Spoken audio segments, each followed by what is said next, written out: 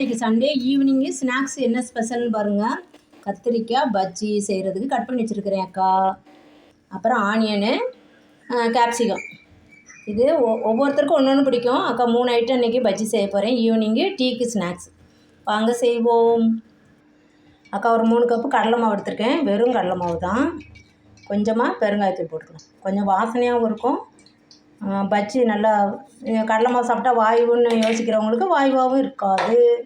இப்போது ஒரு 1/2 ஸ்பூன் தனி மிளகாத்தூள், அதுக்கப்புறம் சால்ட்டு தான் போட போகிறோம். இதுக்கு தேவையான சால்ட்டு அக்கா இதில் ஒரு 3/4 ஸ்பூன் எடுத்துருக்கேன், போதும். அவ்வளோ தண்ணி ஊற்றி நல்லா பஜ்ஜி மாவு பதத்துக்கு நம்ம பிசைஞ்சு வச்சுக்கலாம். கரைச்சிடலாம் நல்லா. கொஞ்சம் கொஞ்சமாக ஊற்றி பஜ்ஜி மாவு பதத்துக்கு பிசைஞ்சு வச்சுக்கலாம்.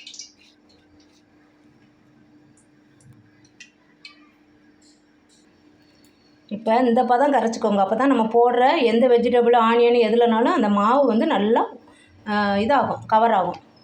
அப்போ தான் நம்மளுக்கு மாவு வந்து கவர் ஆனால் தான் நம்ம பஜ்ஜி சாப்பிட டேஸ்ட்டாக இருக்கும். இப்போ பிசைஞ்சு வச்சாச்சு, அடுத்து ரெடி பண்ணுவோம்.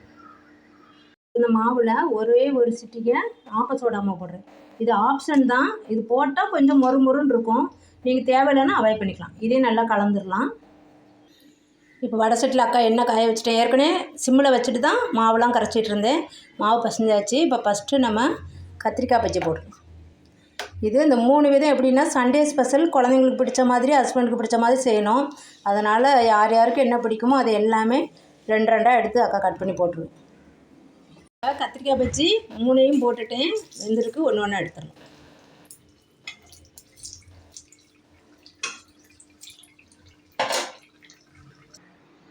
அடுத்து ஆனியனை போட்டுருவோம்.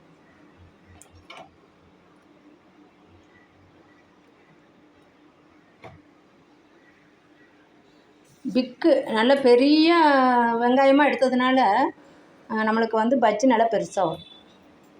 அதுவே இப்படி கலண்டு வேறு வந்துருச்சு.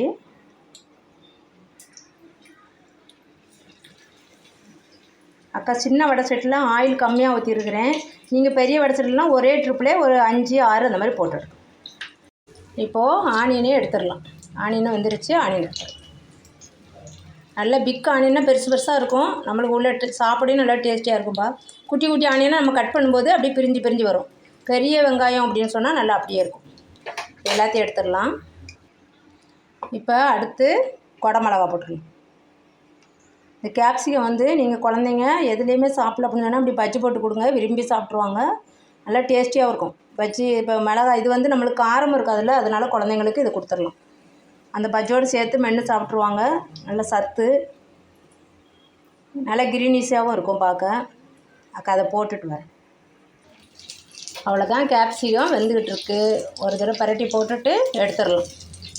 கேப்சிகம் ரொம்ப நேரம் வேக வேண்டிய தேவையில்லைப்பா. அவ்வளோதான். இது இப்போ இதையும் எடுத்துடலாம். ரதியா கடுப்பில் இன்றைக்கி Sunday special 3 variety of bajji ready. வாங்க டீ சாப்பிட்டுக்கிட்டே சாப்பிட்லாம். அதுக்கு அக்கா ஏற்கனவே சட்னி அரைச்சி தாளித்து வச்சுட்டேன். ரொம்ப சூப்பராக இருக்கும்.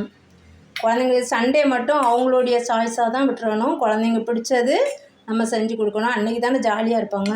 இப்போ ஸ்கூல் டே லீவு டே தான். இப்போ டெய்லி ஜாலி தான். டெய்லி எதாவது கிளாஸ் அனுப்புனா தான் கஷ்டமாக தெரியுது குழந்தைங்களுக்கு. மற்ற நேரம் டெய்லி ஜாலி தான். செம ஜாலியாக இருக்காங்க. இன்னொரு ஜூன் 4th வரைக்கும் ஜாலின்னு நினைக்கிறேன். இது ரொம்ப சூப்பராக இருக்கும். அவங்கவுங்களுக்கு பிடிச்ச பஜ்ஜி செஞ்சாச்சு. ரொம்ப சூப்பராக கத்திரிக்காய் பஜ்ஜி அக்கா உங்களுக்கு பிச்சு காமிக்கிறேன். நல்லா சூப்பராக இருக்கும், டேஸ்டியாக. இந்த கத்திரிக்காய் எடுத்து செஞ்சிங்கன்னா ரொம்ப சூப்பராக இருக்கும். செஞ்சு பார்த்துட்டு அக்கா கமெண்டில் எப்படி இருக்குன்னு சொல்லுங்கள். டீயை போட்டு வச்சுட்டு நம்ம சட்னி ஃபஸ்ட்டே ரெடி பண்ணிடுங்க. பண்ணிவிட்டு பஜ்ஜி சுட அப்படியே சட்னியை ஊற்றி சாப்பிட வேண்டியதான். தேங்க்யூ.